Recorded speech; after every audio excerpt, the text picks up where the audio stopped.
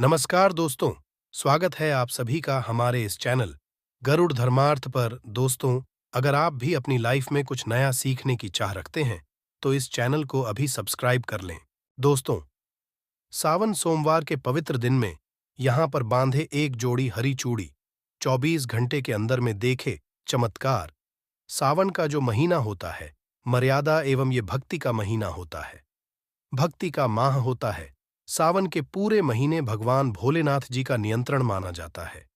कालों के भी काल कहे जाने वाले महाकाल शिव शंभू को सावन का महीना बहुत ही खूबसूरत लगता है। इस समय सूखे पड़े बंजर, सूखे पड़े बाग खिलखिला उठते हैं। चारों ओर हरियाली ही हरियाली दिखाई होती है। सावन का महीना लड्डू गोपाल श्री कृष्ण को अति प्रिय है। अपने बाल गोपाल रूप में भगवान लड्डू गोपाल वृंदावन में सावन में स्नान अवश्य करने आते हैं।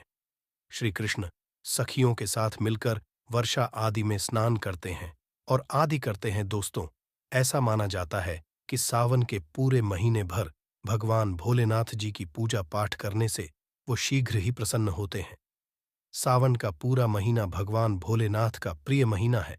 इसकी अनेक पौराणिक कथाएं एवं धार्मिक मान्यताएं भी हैं। दोस्तों, जनसाधारण लोग किसी और महीने में संयम नियम का पालन करें या ना करें, लेकिन सावन के महीने में संयम एवं नियम का पालन जरूर करते हैं। सावन में जो लोग व्रत आदि करते हैं, उन्हें पूरे महीने भर लहसुन प्याज तथा किसी का झूठा भोजन भी नहीं करना चाहिए, क्योंकि इस समय व्रतधारी भगवान शिवा की शरण में होता है।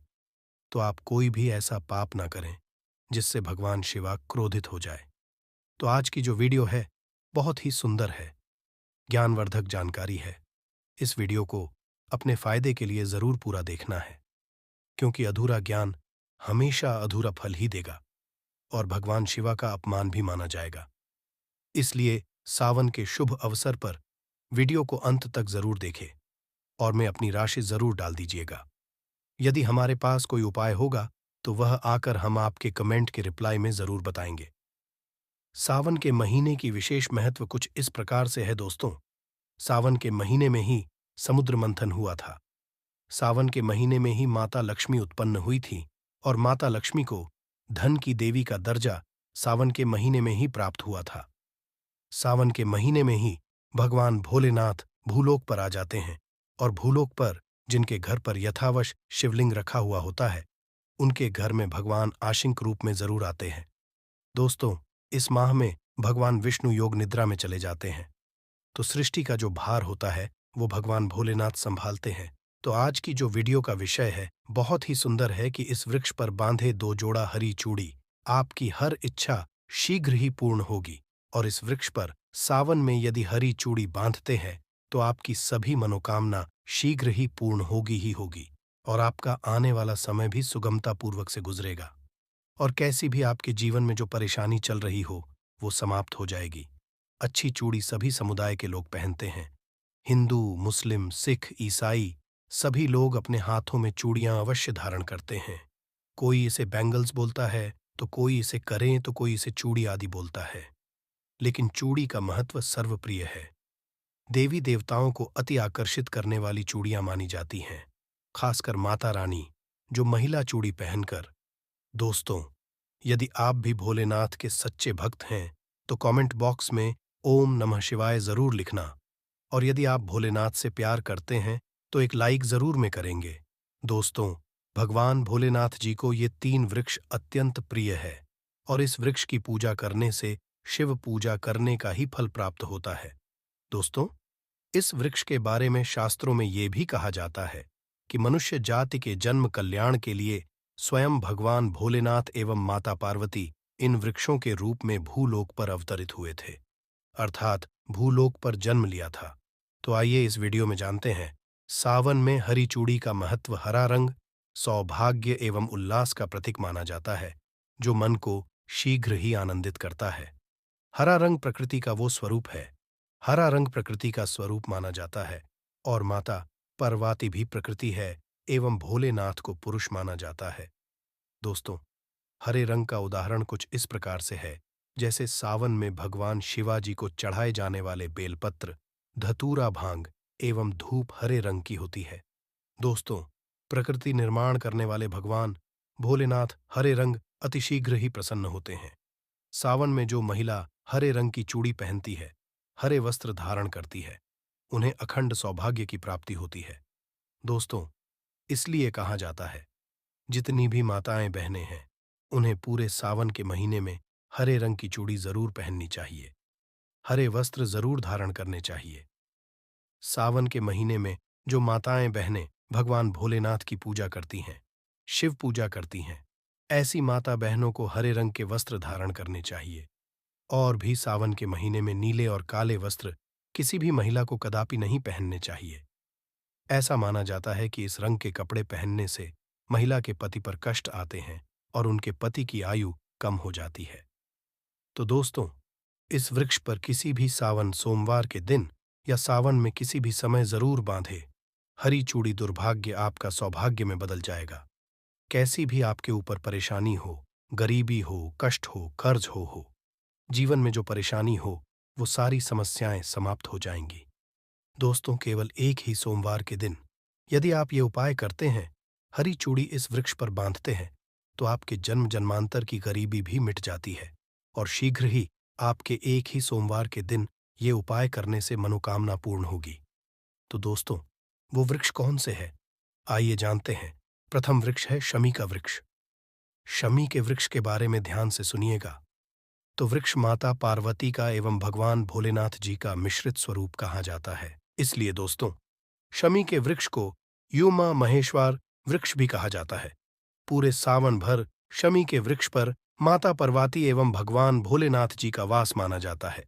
सावन के महीने में गोधूली बेला पर प्रदोष काल के समय, अर्थात दोस्तों जब ना ही दिन हो और ना ही रात, अर्थात संध्या काल के समय, तो इस वृक्ष को संध्या काल के समय में गोधूली बेला में या फिर प्रदोष समय में वृक्ष को छूने से पाप दोष कष्ट एवं परेशानी केवल सावन के महीने में छूने मात्र से समाप्त हो जाती है। दोस्तों, सावन के पवित्र महीने में यदि शमी वृक्ष की जड़ पर कच्चा दूध डाला जाए तो भगवान शिवा शीघ्र ही प्रसन्न होते हैं एवं माता पार्वती का ढेर सारा आशीर्वाद प्राप्त होता है। दोस्तों, शामी के वृक्ष का महत्व कुछ इस प्रकार से है। भगवान रमा रवाना पर आक्रमण करने के पूर्व भगवान रमा ने शामी वृक्ष की पूजा की थी। पांडवों ने अपने दिव्य हथियार भी शमी के वृक्ष के नीचे में दबाए थे। शमी का वृक्ष जिस घर में लगा होता है, उस घर का कल्याण हो जाता है और उस घर में सभी प्रकार के भौतिक सुखवास माना जाता है। तो दोस्तों, सावन के किसी भी सोमवार के दिन शमी वृक्ष पर युमा महेश्वर का ध्यान करते हुए 2 जोड़ी हरी चूड़ी एवं हरे रंग का रिबन जरूर बांधना चाहिए, या फिर हरे कलर का।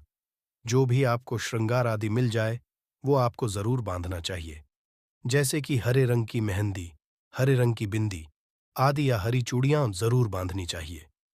दोस्तों, कैसी भी आपकी मनोकामना हो, वो एक ही बार में पूर्ण हो जाएगी, क्योंकि इस खास समय पर यानी सावन के समय में भगवान शिवा खास तौर पर वास करने आते हैं धरती पर और शमी के वृक्ष में स्थायी रूप से वास करते हैं। शमी का वृक्ष चुने मात्र से आपकी मनोकामना शीघ्र ही पूर्ण हो जाएगी। पूरे सावन भर यदि शमी के पत्ते भोलेनाथ जी को उनकी पूजा में चढ़ाते हैं तो इससे लक्ष्मी आपके घर में वास करती है। आपके घर में कैसी भी गरीबी हो, दरिद्रता हो, दुख हो, परेशानी हो, गरीबी हो, बीमारी हो, सब समाप्त हो जाती है और पूर्ण रूप से आपके घर में भौतिक सुख आकर के निवास करने लगते हैं। दोस्तों, दूसरा वृक्ष है धतूरे का वृक्ष। धतूरे का वृक्ष भगवान भोलेनाथ के उग्र रूप काल भैरव के अंश से उत्पन्न हुआ है। ऐसी मान्यता है कि शिवलिंग पर धतूरे के पत्ते या पुष्प फल चढ़ाने से राहु एवं शनि के कुप्रभाव समाप्त होते हैं। धतूरे के वृक्ष पर सावन के किसी भी सोमवार के दिन यदि 2 जोड़ी हरी चूड़ी बांधे तो शत्रुओं से छुटकारा मिलता है एवं शत्रुओं का सर्वनाश होता है। और दोस्तों, सावन सोमवार के दिन धतूरे का वृक्ष छूने मात्र से भगवान शिवा आपके घर में दौड़े चले आएंगे। दोस्तों, यदि सावन के किसी भी शनिवार के दिन धतूरे के वृक्ष पर बाबा काल भैरव का ध्यान करते हुए हरी चूड़ी यदि बांधी जाए तो घर से भूत प्रेत बाधाएं सब नष्ट हो जाती है, भस्म हो जाती है एवं छोटे से धतूरे की जड़ यदि घर के किसी भी कोने में छुपा दी जाए या घर में जमीन में गाड़ दी जाए तो भूत प्रेत इत्यादि का वास घर में कभी नहीं होता है। घर से सभी बाधाएं शिव के वास होने से भाग जाती है। दोस्तों, जो तीसरा वृक्ष है वो है बेल का वृक्ष। यदि भगवान शिव को बेल पत्र न चढ़ाया जाए तो सावन का व्रत अधूरा माना जाता है और बिना पत्र चढ़ाए ही शिवलिंग पर जल भी व्यर्थ हो जाता है। इसलिए जब भी भगवान शिवा पर बेल पत्र चढ़ाए तो 5 बेल पत्रों पर उसके ऊपर में श्री रामा अवश्य लिखे। इससे भगवान शिवा जल्दी और अत्यंत प्रसन्न हो जाते हैं। दोस्तों, सावन में बेल वृक्ष छूने से कई तीर्थों का लाभ मिलता है। सावन में इस वृक्ष को क्यों छूना जरूरी है, आइए जानते हैं बेल वृक्ष की महिमा को। बेल का वृक्ष मैं आप लोगों को कई बार कई कथा में बता चुका हूं कि ये जो बेल का वृक्ष है माता पार्वती के स्वरूप कहा गया है। तो ये वृक्ष माता पार्वती के पसीने से उत्पन्न है। स्कंदा पुराना में बहुत ही स्पष्ट तरीके से बताया गया है। इसके पत्ते में शिव और डाली में पार्वती, जड़ में ब्रह्मा एवं तन में विष्णु जी स्वयं रहते हैं। संध्या काल में ऐसा माना जाता है कि शिवा मंदिर के समीप में जो बेल के वृक्ष है, इसके नीचे में यदि कोई भी व्यक्ति सावन में शाम के समय, वैसे तो इसे डेली जलाना चाहिए, लेकिन यदि सावन के पावन दिनों में शाम के समय यदि भगवान शंकर जी का कोई भी शिव मंदिर है तो उसके किनारे में जो कोई बेल का वृक्ष हो, वहां पर बिल्कुल आप एक घी का दीपक जला दीजिए। इसे बहुत ही उत्तम कहा गया है। वैसे यदि आप घी का जलाते हैं तो आपको धन, गुण एवं परम शिवा भक्त की प्राप्ति होती है। दोस्तों, इस वृक्ष को छूने से पाप तत्काल नष्ट हो जाते हैं। कैसा भी आपके जीवन में पाप हो दूर हो जाता है। तो आपको करना क्या है? देखिए, जो बेल का वृक्ष है इसे बहुत ही उत्तम कहा गया है। माता लक्ष्मी को भी बेल के वृक्ष का अवतार लेना पड़ा था। एक कथा के अनुसार, इसके बारे में मैं एक कथा भी बता दूंगा कि क्यों माता लक्ष्मी को बेल के रूप में बेल के वृक्ष में अवतरित होना पड़ा था। मैं इसके बारे में भी एक कथा भी आपको बता दूंगा। तो आपको सावन के पवित्र दिनों में बेल के वृक्ष के नीचे हो सके तो घी का दीपक जलाएगा। घी का दीपक बहुत ही उत्तम कहा गया है। अन्य वृक्षों को, जैसे आपने मक्खन चराया, बताशे का भोग लगाया, बेल के वृक्ष को माता पार्वती तथा भगवान शंकर का स्वरूप ही कहेंगे। बेल के वृक्ष की जो जड़ होती है, इसके जो मूल भाग होते हैं, इसमें समस्त तीर्थ आकर के निवास करते हैं। इसीलिए सावन के महीने में कहा जाता है, जो लोग यदि तीर्थ धाम नहीं जा सकते, तीर्थों के दर्शन नहीं कर पाते, तो ऐसे व्यक्ति बेल वृक्ष के नीचे में 1 महीने तक का दीपक जला लेते हैं।